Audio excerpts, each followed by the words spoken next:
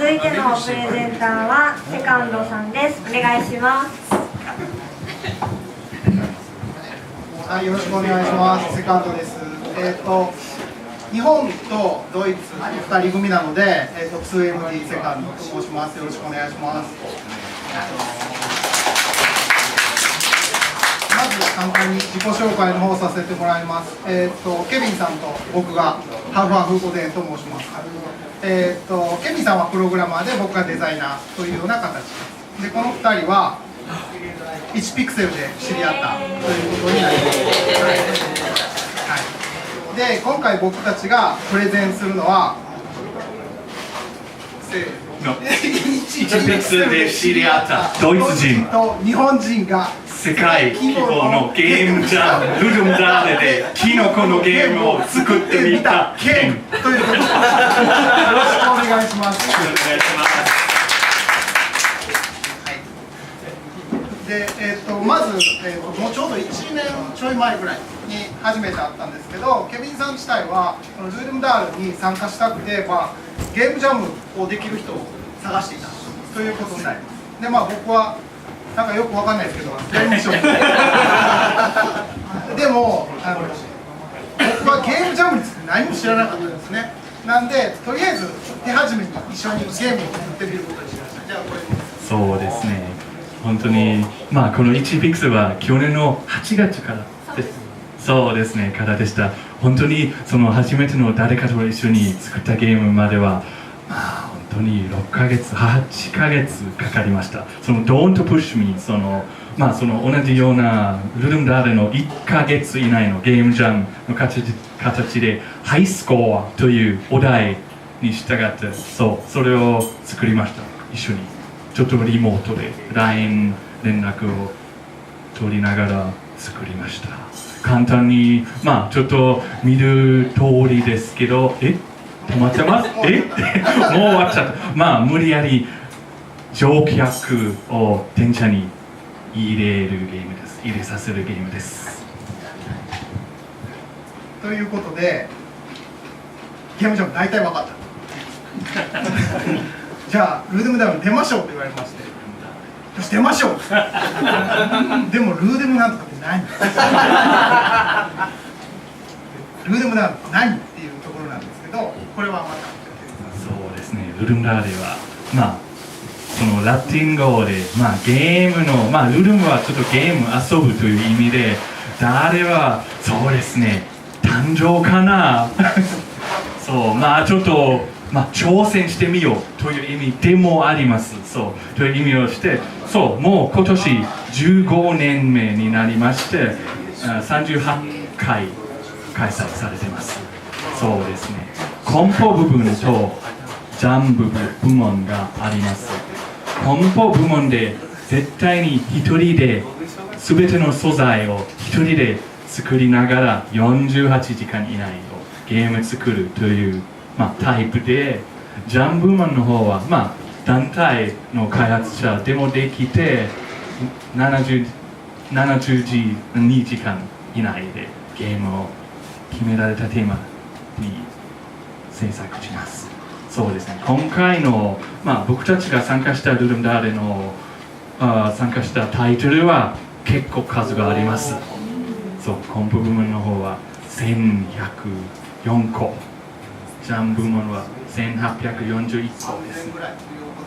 そうですね、もう15年目なんで、結構、インターネットでいろいろなところに知られているゲームジャムです。でも日本人の参加者まだまだいないんです。はい、そんなにいないんです。でこれ今回のいろいろな参加したタイトルですね。上がジャム部門で、下がコンポ部門で、下の方はもう一人で作られているゲームですね。それは非常にレベルが高い。いろいろな総合2位とかグラフィック3位とか、そういうランキングの出ましたゲームを例えが見られますね。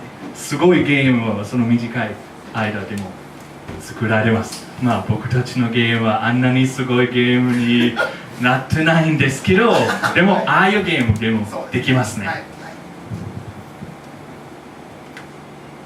で僕らが今回参加したのは、それの38回目で、4月の21から24のジャム部門に参加しました。でも大人の事情で2日間でゲームを作らなければならない土日しか僕らはできなかったので、2日間でやろうということになりました。そんなわけで当日テーマが発表されます。10時ですね、朝の10時にテーマが発表されます。今回はスモールワールド、小さい世界ということでゲームを作るということになりました。言い忘れましたけど、僕たちは考えた作戦があります。それはまず最初に何を作るのか早めに決めるこれ重要ですよね。これ重要ですね。で大体こんな感じでちょっとやろうと。2日しかないので午前中のうちにアイデアを出して仕様を決めてモック作って1日開発の真ん中ぐらいまでやって2日目にまたそれの続きをやってバランス調整やって完成すればできんじゃねえかと。理想的にそうだったらいいなと思ったんですね。ということで始めました。でまずアイデア出しですね。なんかいろいろ考えました。ゲームの中でゲームやったらどうかとか、1画面のマリオやったらどうかとか、なんか水槽の中の世界とか作ったらどうかみたいなことを考えました。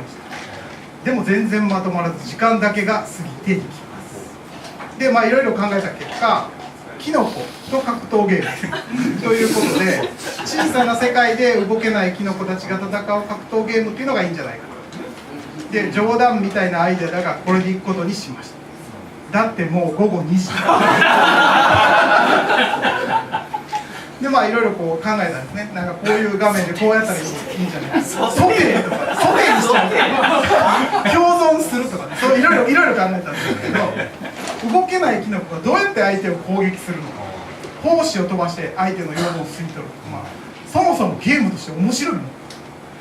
でもすでに午後2時なのでとにかくという状態です。そして6時間後、1日目の集大成となるモックが完成します。こちらです。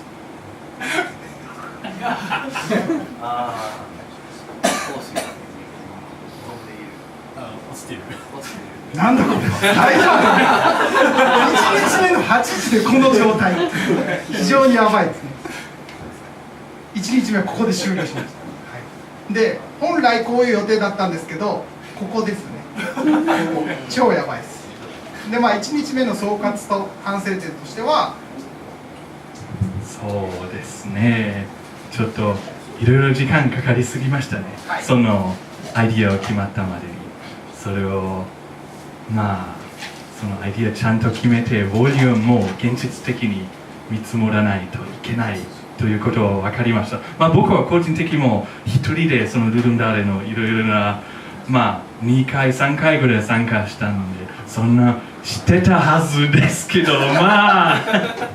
そう実際初めてのチームの開発でしただったので、それは絶対にそれは重要なポイントです。それはボリューム本当に個人的な感覚でなんていうか少なすぎる方がいいです。後で拡張することはいくらでもできますから。で僕の方は、とにかくモックができないと分かんないことも多いのかなというところなので、なんかモック完成までが1日目としては結構勝負かなと思いました。で残り1日となります。2日目です。2日目はスタートします。1日目の進捗がこの辺なので、こう考えるとこの時点でバランス調整にも時間が割けないというのがもう大体明らかになっているということになります。しかし僕たちには2日目を乗り切るための作戦があります。それはとにかくできることである。削れるところは削る。作っているものを面白いと信じる。お昼に回転寿司を食べる。以上です。そして10時間一応なんとか完成することができました。この時点で9時ですね。じゃあちょっと動いてるところを見てもらいましょう。このゲームについてちょっと説明。そうですね、基本的は2つの操作があります。キノコとして3つですね。1つは胞子を出すですね、星を打つですね。もう一つは弾を打つ、その弾を使って相手の星を殺して破壊する、あとは相手のキノコも破壊して、最初は下の黄色いのところなんですけど、それはキノコエネルギーです。それをリチャージしないといけないで、それは3つ目の選択肢としてできます。これはちょっとプレイヤー2の辛いところが見られますね。風の影響とかね。風もありますね。一応こういうものが出来上がりました。2日目の総括としては。そうですね。その2日目の終わりまでは、ゲームは動きました。でもいろいろな足りないところはまだまだありました。特に AI が全然なくて、あとはバランス調整も全然できませんでした。それはちょっと僕は3日目一人で徹夜して火曜日の朝10時ちょっと会社の打ち合わせがあったのに、なんとか頑張って出来上がりました。特にインターネットのいろいろな他の参加者たちにプレイしてもらうからはちょっと、特に AI がないとダメですね。2プレイヤーでちょっとやりにくいだと思った、なんとなくできました。なんとかできました。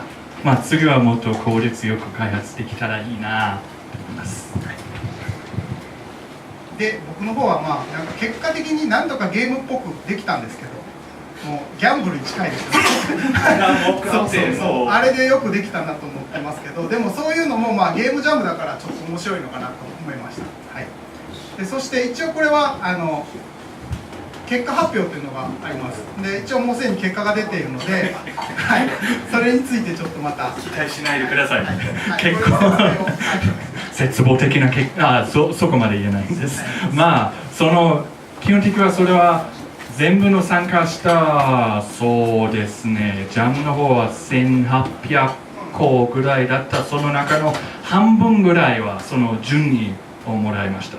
その中の順位です。ちょっとなんというんですか、傾向、なんとなく分かります。イノベーションの方が一番高くて、アイディアとしてはとにかく良かったという結果で、でもそうですね、楽しさ一番低かったです。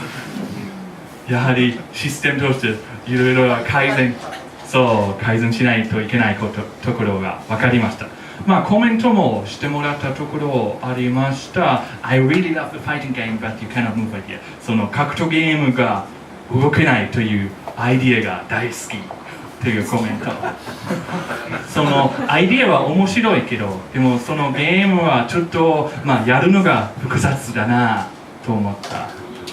最後は独特なゲームだけど、ちょっとゲームプレイはちょっと分かりにくいですということです。